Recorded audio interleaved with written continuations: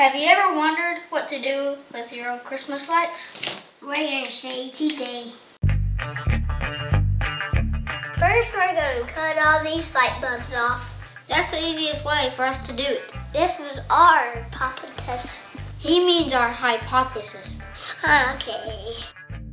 With your wire cutters, cut as close as you can to the bulb.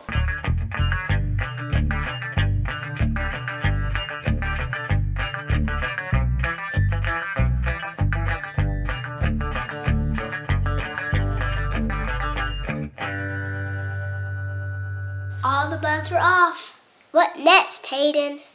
The next thing we're going to do is strip our wires with a utility knife. Don't worry, I've been through training.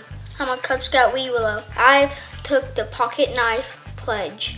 Just shave a little piece of copper from the wire. Now it's time to strip it. Sometimes you need Daddy's hand to help. Well, we're done. Here, Hudson. Put it in the pile. It might not look like much, but it all adds up.